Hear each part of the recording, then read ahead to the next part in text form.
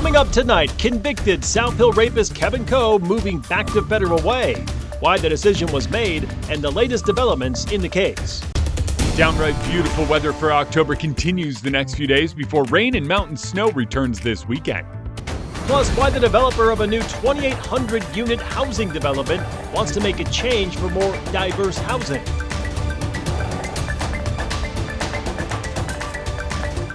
Good evening and thank you for joining us for KREM 2 News at 5 tonight.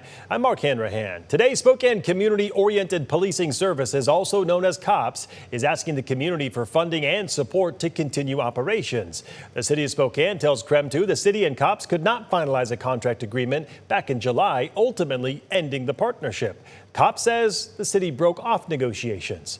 KREM 2's Regan Gallo spoke with the new chairman of COPS to learn the new details on the organization's restructuring. Regan?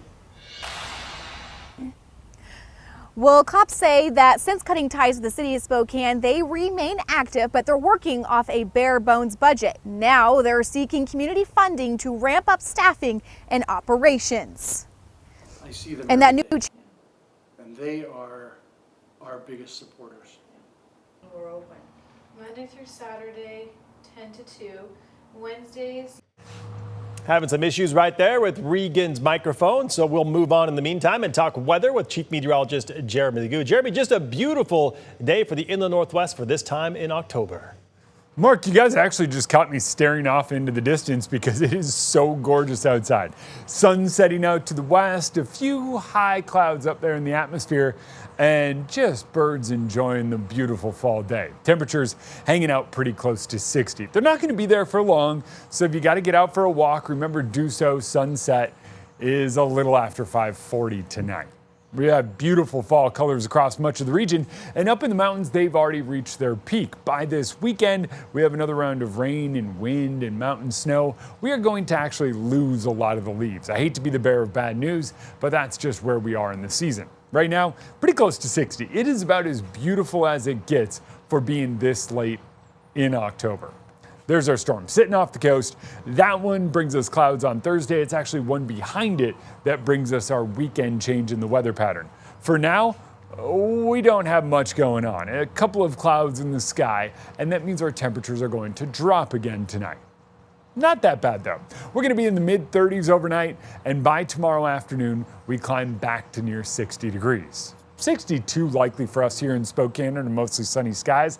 Thursday, we have increasing cloud cover, and by Friday, rain returns, but it looks like it holds off until the evening. Sounds good, Jeremy. We'll check back in with you later in the show. For the second time since his release earlier this month, Kevin Coe, the South Hill Rapist, has been relocated, this time to Federal Way. KREM 2's Christian Garza is following this story for us tonight and joins us with more on the reason behind the move. Christian? This has definitely been a topic of conversation since it was ruled that Coe, who is now in his late 70s, would be released from custody at the beginning of the month. For those who have been following this case, originally it was announced that Coe would be moving from Washington's Special Commitment Center on McNeil Island to an adult family home in Federal Way. The Federal Way community later pushed back on Coe moving into their city, which caused him to relocate to Auburn less than a week after being released. However, Coe did not stay in Auburn for long. After relocating, Auburn's Mayor Nancy Backus claimed she wasn't notified of Coe's relocation to her city and that members of the Muckleshoot tribe were moving to vacate him, causing Coe to relocate twice now due to community pushback. Today, Mayor Backus posted a statement on social media updating the community that Coe is no longer living in Auburn, saying in part, quote, "The Auburn Police Department, along with the Muckleshoot Indian tribe and members of the community worked together, and Coe has since been removed from the adult family home in East Auburn," end quote. Coe has now officially re-registered as a Level 3 sex offender in Federal Way after being suspected of committing up to 40 rapes in the 70s and 80s. After looking up his new address, it's confirmed he's now living less than 500 feet away from Brigadoon Elementary School. Federal Way's Mayor Jim Farrell sent us a statement saying that he's disappointed to hear the news that Kevin Coe is moving to Federal Way. He goes on to say in part, "Mr. Coe is a man in his late 70s who is largely confined to a wheelchair. We are confident his presence in Federal Way does not pose a significant public safety risk to our community. We understand that may be cold comfort, but those are the facts as provided to us," end quote.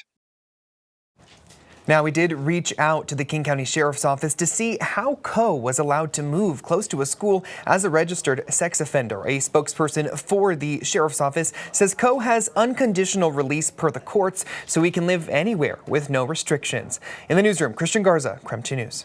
Christian, thank you very much. We now know the name of the man who was killed in a deadly shooting near Gonzaga. 46-year-old Sean Cranford was shot on Friday night. He was brought to a hospital where he later died. Right now, officers do not have a suspect, and they're asking anyone with any information to please call Crime Check. That number is right there at the bottom of your screen. SPD, however, does believe the victim and the shooter knew each other, and this was not a random act of violence, rather a targeted attack. Coming up, the company building thousands of new homes in Coeur d'Alene wants to make some changes. How it's planning to bring together people from all walks of life. But first, as the government shutdown continues, President Trump comments on why Republicans shouldn't give in to the Democrats' demands. That's our next story.